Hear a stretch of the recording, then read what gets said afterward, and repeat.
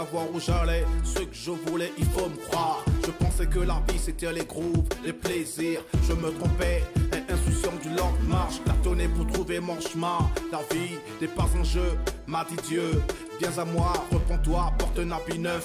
Crois, accepte comme Seigneur et Sauveur, Jésus mon fils.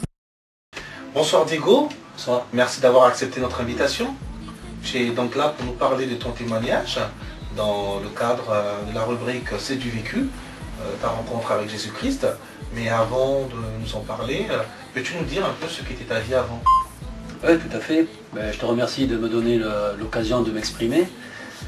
Ma vie avant, c'était une vie où je ne connaissais pas Dieu. Donc j'ai été, la seule chose religieuse entre guillemets que j'ai pu vivre, c'était, je fais le catéchisme et j'ai fait ma communion. Mais je n'ai jamais vraiment connu Dieu. Non, c'est le seul moment où j'ai pu entendre parler d'une religion. Et j'ai continué ma vie, j'ai continué donc à faire tout ce qu'un homme doit faire, quoi, hein. J'avais un bon boulot, j'étais en couple, j'ai eu 2 enfants, et ma vie allait très bien.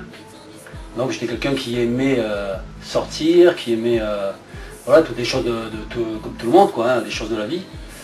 Mais je me posais jamais la question sur Dieu, sur des questions existentielles, jamais ça m'avait traversé l'esprit. Je ne connaissais rien sur Dieu, je ne me posais même pas la question sur Dieu, je ne cherchais même pas d'ailleurs. Et j'étais donc en train de suivre le mouvement de la vie et j'étais satisfait comme ça, quelque part. J'étais satisfait parce que bon, j'avais un bon travail, donc j'étais en couple, j'avais 2 enfants, j'avais fait construire une maison. Donc matériellement, j'avais tout ce que quelqu'un peut désirer, quoi. Et c'est vrai que bon, j'étais bien comme ça. Et je n'avais aucune recherche spirituelle. Je voyais, bon, ça arrivait des fois, je voyais des films sur Jésus qui se passaient à la télé, tout ça. Mais moi, ça me faisait pas poser plus de questions que ça. D'accord. Et je continuais comme ça toujours dans ma vie. Et j'étais bien, j'avais des amis, on sortait, voilà toutes les activités qu'on peut faire pour se procurer du plaisir. D'accord. Hein, mais tout en sachant quand même que je me rendais compte finalement que c'était du plaisir quand on consommait immédiatement. C'est vrai que c'était voilà, c'était du plaisir qui était là, instantané. Mais je me rendais compte que le lendemain, il y avait quand même quelque chose un manque, quelque chose qui allait pas, je ne savais pas quoi. Mais voilà quoi. Donc avant de connaître Dieu, je ne connaissais absolument rien du Seigneur. Et c'est vrai que je n'étais pas en recherche de quête spirituelle. Voilà. Mais donc en fait, ce qu'on peut retenir, c'est que pour toi, ta vie elle était quasi parfaite sur le plan matériel, sur ce qu'on peut, tout être humain peut rechercher dans cette vie. Mais qu'est-ce qui a fait justement que tu rencontres Jésus-Christ, qu'il devienne ton maître, on va dire? La conversion concrètement, comment elle est intervenue? Donc toujours dans cet état comme ça où on était bien en famille. Pour moi la famille c'était important, c'était quelque chose que j'avais établi pour moi. Voilà, c'était pour la vie, quoi. Et là malheureusement il y a eu une séparation qui fait que du coup cette séparation s'est produite, c'était inattendu pour moi. Et donc à ce moment-là, je suis passé par des épreuves vraiment terribles, quoi. Il y a eu un processus comme ça où j'étais entraîné vraiment dans des situations que je n'avais jamais expérimentées, c'est-à-dire presque une dépression. J'avais des épreuves que j'avais du mal à surmonter par rapport à cet échec dans le foyer. Et à ce moment-là, je me rappelle, j'étais vraiment au plus bas, mais vraiment dans je me disais mais qu'est-ce que je vais faire? Qu'est-ce qu'il y a, ça sert à rien, tout ce que j'avais construit et tout, finalement, en un clin d'œil, il n'y a plus rien. Je me disais, mais c'est ça la vie.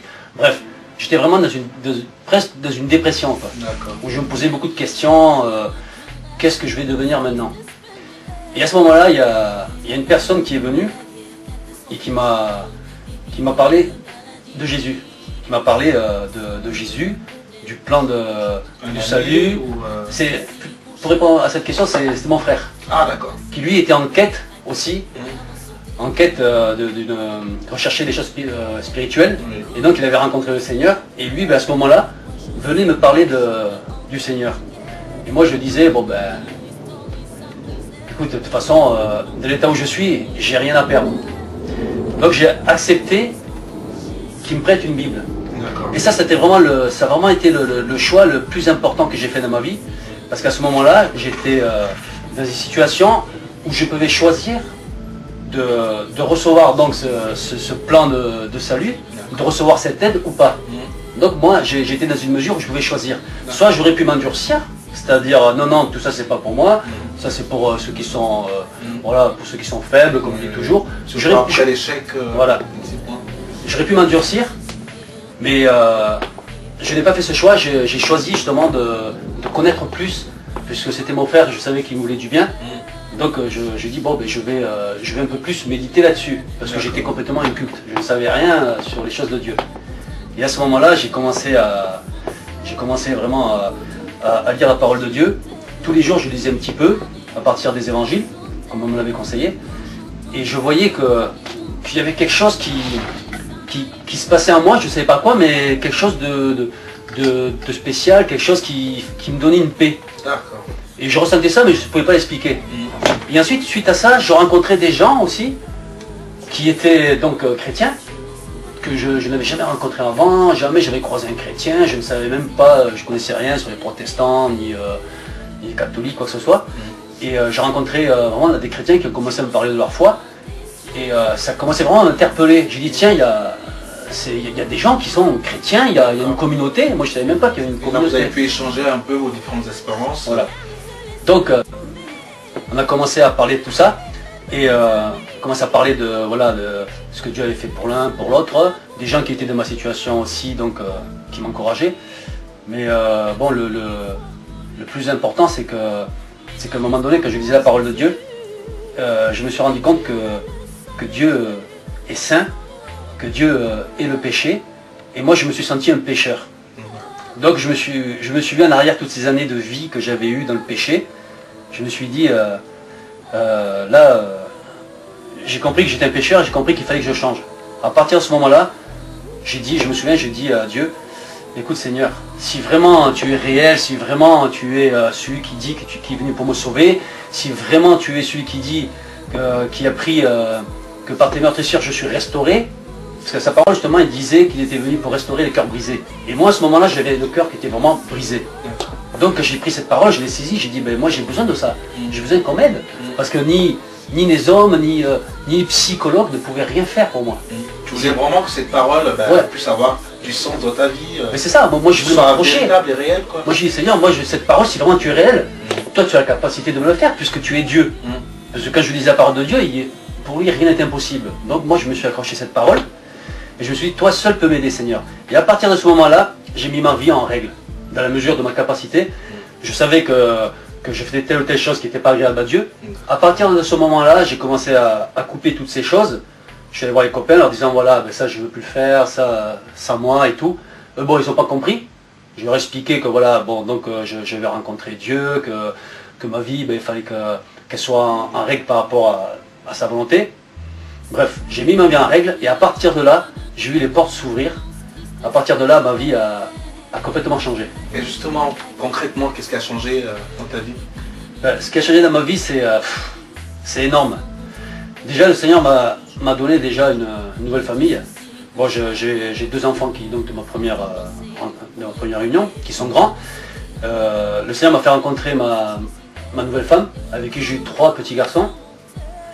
Et donc pour moi, ça c'est déjà une grande bénédiction, parce que moi, étant donné que j'avais été vraiment désillusionné par rapport au couple et tout ça, et j'avais une grande déchirure à ce niveau-là, je ne croyais plus vraiment à la famille, quoi. Je ne croyais plus en ça. La vérité, c'est vrai que j'étais vraiment déçu. Et là, le Seigneur a restauré tout ça. Non seulement il m'a donné il m'a béni, mais en plus de ça, il a vraiment réparé la douleur que j'avais dans mon cœur, cette cicatrice, cette blessure qui était là. Le Seigneur l'a cicatrisée. Et ça, je sais que Dieu, c'est pour ça que je sais que Dieu, à ce moment-là, je savais qu'il était réel, parce que lui seul pouvait faire ça. Moi, j'avais une blessure ici et personne ne le savait. Il pouvait peut-être s'en douter, mais moi seul, je savais qu'elle était vraiment, que personne ne pouvait l'enlever. Aucun être humain ne pouvait le faire. Et Dieu, lui, est allé opérer à ce niveau-là. Il m'a donné vraiment plus que ce que j'espérais. Tout ça par obéissance, parce que j'ai décidé ce jour-là de dire oui à Jésus. Je ne l'ai pas rejeté. quand il est frappé dans ma vie, j'ai ouvert la porte, j'ai pris sa parole, j'ai dit si vraiment tu es réel, ben, il faut que cette parole soit pour moi. Et tu l'as expérimenté. Je l'ai expérimenté, j'ai mis ma vie en règle devant Dieu, et à partir de là, j'ai vu vraiment le chemin s'ouvrir, et vraiment, je rends gloire à Dieu pour ça, parce que ma vie a complètement changé, quoi. Maintenant j'ai la paix, j'ai la joie, je sais qui je suis sur terre. C'est vrai qu'avant je ne me posais pas les questions. Et maintenant, quand je sais qui je suis sur terre, vraiment je sais d'où je viens, je sais où je vais, je sais ce que le Seigneur a fait pour moi, je sais que Jésus c'est le chemin, la vérité et la vie. Et tout ça pour moi, ça me donne une joie, une espérance. Avant je vivais, je croyais que j'étais heureux. Mais en fait j'avais aucun but, quoi. Je me disais, il faut profiter maintenant parce qu'après il n'y a plus rien. Mais je me rends compte que maintenant, d'après ce qu'il dit la parole de Dieu, après il y a une vie après. Et je sais que maintenant, moi, quand je vais mourir, si je persévère dans ce chemin, je verrai Jésus parce que je l'ai accepté comme mon Seigneur et mon Sauveur.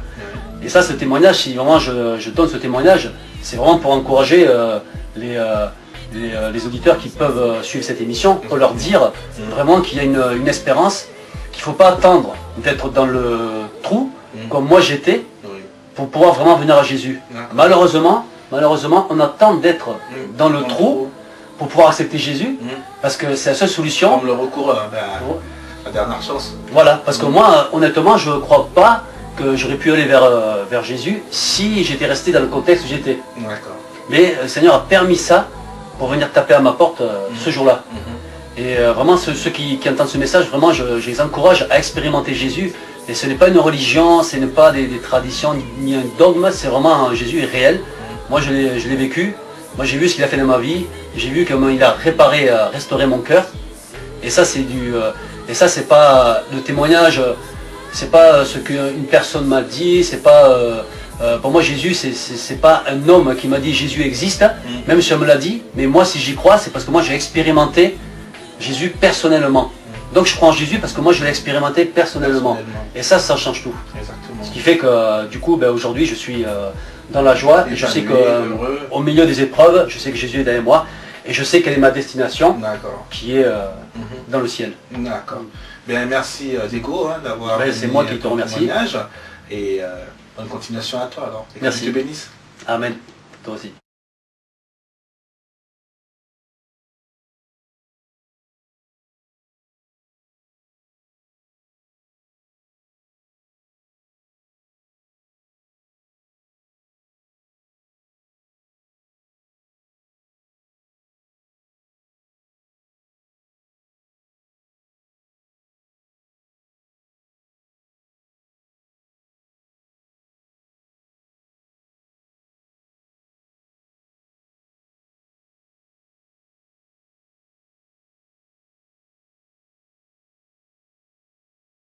Aujourd'hui, choisis dès aujourd'hui, Jésus, le chemin, la vérité, la vie. Ton fardeau enlevé, tes péchés effacés. Tu peux crier, chanter avec zèle, ce refrain qui te donne des ailes.